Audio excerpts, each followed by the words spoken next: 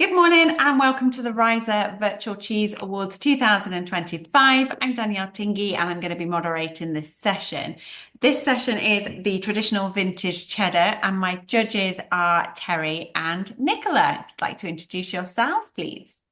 Hi, I'm Nicola. I've been in the industry now for about 7 years. I'm always at different events and judging.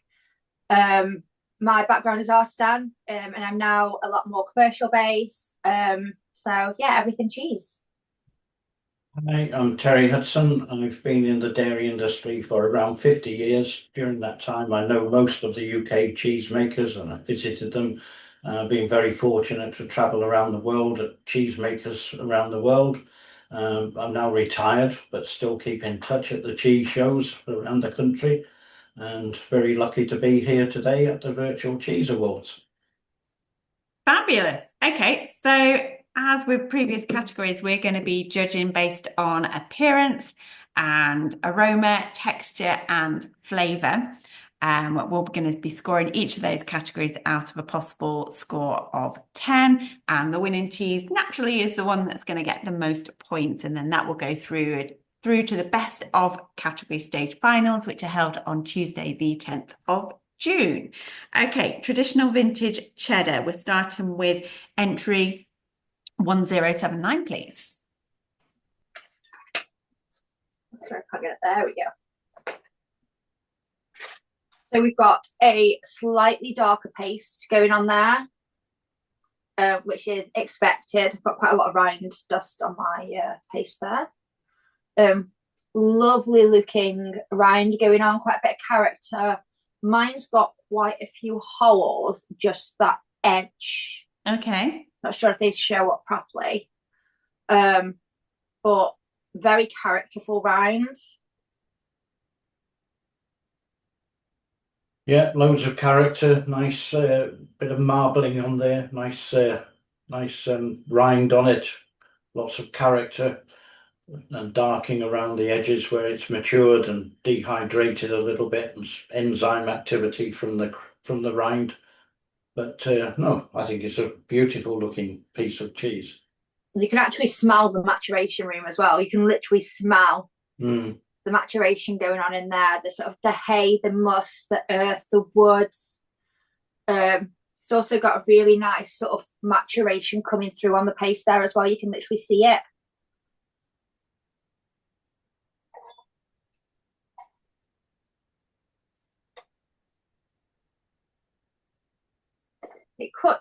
It breaks quite a bit actually when cutting, to be honest, which again you would expect. So it sort of just breaks off. Yeah, very good body as you'd expect for a vintage traditional cheese. Texture's still smooth and creamy to a degree, which is good again because of the age of the cheese. It's retained its creaminess. But it also breaks down in the mouth really, really nicely. You've got that real creaminess coming through. It does take that bit longer with it naturally being a firmer cheese. That's good. Yeah, lovely texture, nice mouthfeel.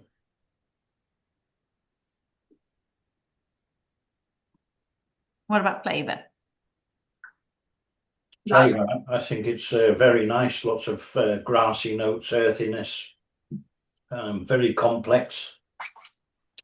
It's different parts of the palate. All the bits of the palate are going slightly acidic, savoury, sweet. Little bit of fruity notes in there. A nice farmy tang. So yeah, lots going on. It actually makes you salivate a little bit as well. Okay. It's very Moorish. This sounds like a great starting cheese in this category. In terms of scoring then, what are we going to award for appearance? Well, I think it's going to be well up there. What do you think, Nicola?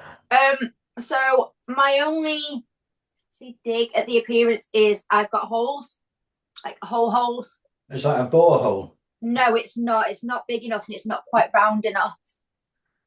Oh, right. Yeah. Okay. It is just.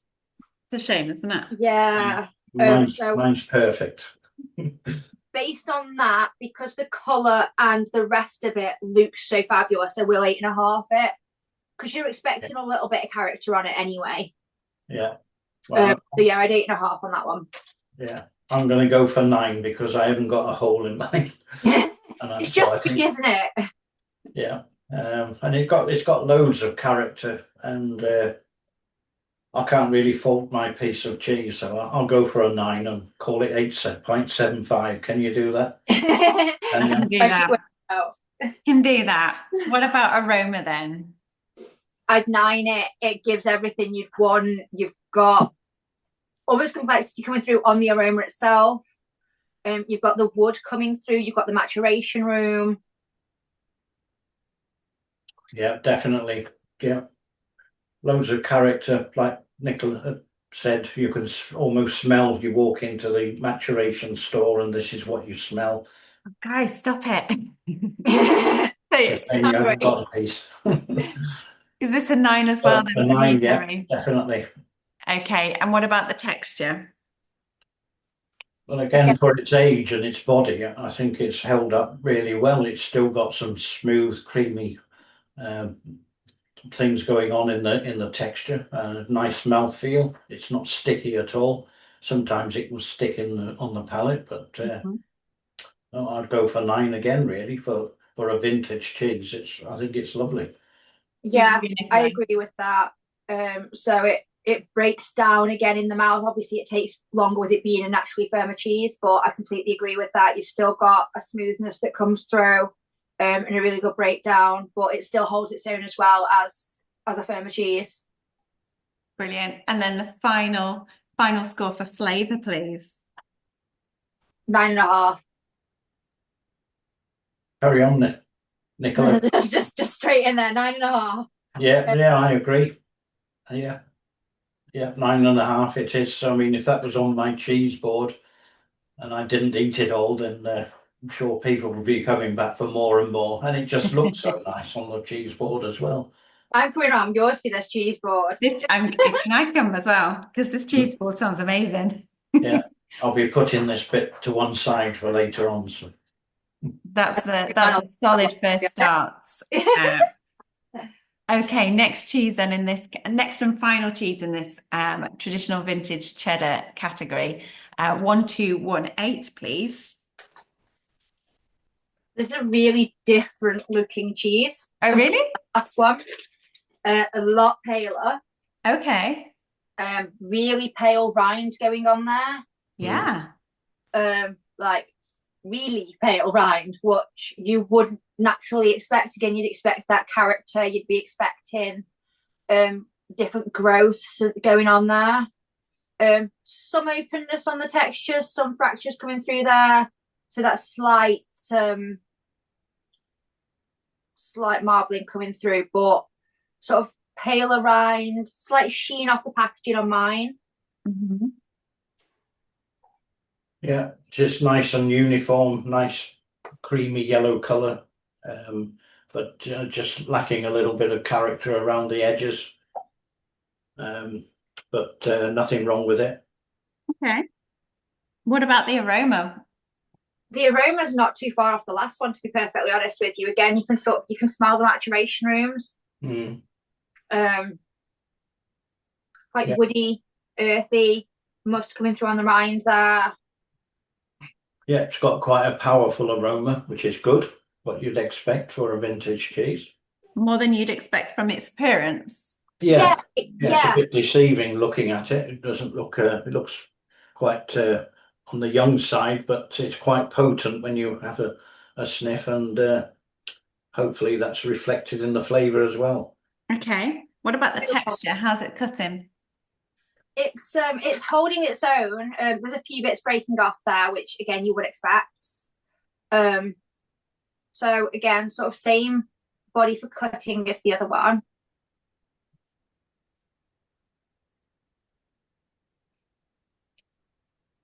But again, it melts down. It melts down a little bit quicker than the last one actually in the mouth.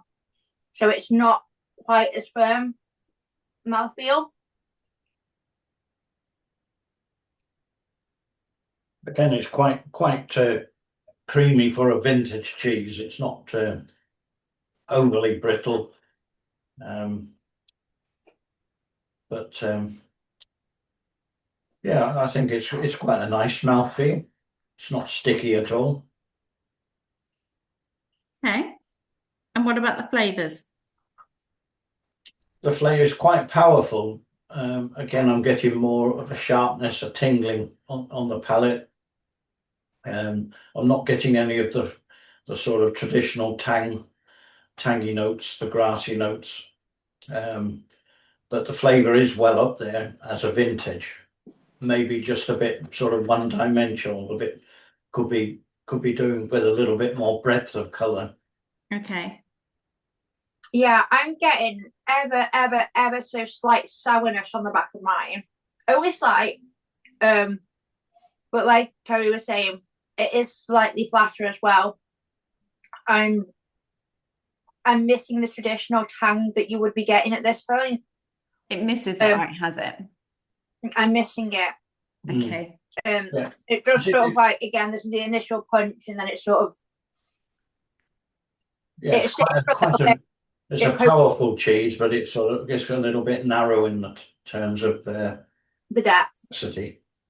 Okay. So thinking about scores then, what are we going to give it out of 10 for the appearance? I'd give it an 8 because it's lacking a little bit of character around on the rind, but other than that, it's quite uniform. It's no discoloration or mottling at all. I'd go for an 8. Yeah, I agree with that. It is just the rind's that little bit paler than expected. And then for the aroma? The I aroma, give it an 8.5 myself. yeah, The aroma's great. it's quite pungent. You know, when we opened the pack, it was quite a lot of nice aroma coming off the cheese, which was good. 8.5, yeah. Okay. Texture? Texture, I think for a vintage, it was still creamy, which is good. I would go for an 8.5 really, because the texture is good. Nothing wrong with it. It's good for a vintage cheese. Agree, Yeah. Nicola? Yeah, I agree. I'd personally go for an 8 because I think it broke down a little quickly in the mouth. I'd want it to be that little bit firmer for a vintage. Okay. Average. Yeah, 8.25 it is. Very diplomatic. And then flavour, final score, please. I'd say flavour was well up there. It was quite powerful, which is good. It just a bit narrow in terms of complexity. That's all. I would go for 8.5. Yeah, I agree with that. I just want a little bit more coming through on the complexity instead of the sharpness, maybe. I mean, the sharpness is that initial hit, but then once that goes, there's not too much following up behind it. So yeah, I just want that little bit more. So I agree. Okay, so what are we saying for final score for flavour? 8.5? 8.5? 0.5, yeah. Okay. It's close. First cheese 1079 has come out as the overall winner of 41, a score of 41 out of 45 there, followed by 1218 at 37.5. I think that the scores reflect your commentary on that one, certainly. So whichever cheese is 1079, that's the overall winner of the traditional vintage cheddar. Yeah. Thank you to both of our judges, Nicola and Terry, for your comments and your scoring there. That concludes this judging. Thank you very much to Butlers for the branded aprons, and thank you to Millers for the very delicious crackers. Don't forget the finals are going to be held on the 10th of June. And the grand finals, 11th of June. That's where you're going to find the very, very best of British cheeses, and they'll be awarding the Supreme Champion 2025. So do come and join us and look out for that. Thank you very much. This has been the traditional vintage cheddar category for the Riser Virtual Cheese Awards 2025. Thank you. Thank you.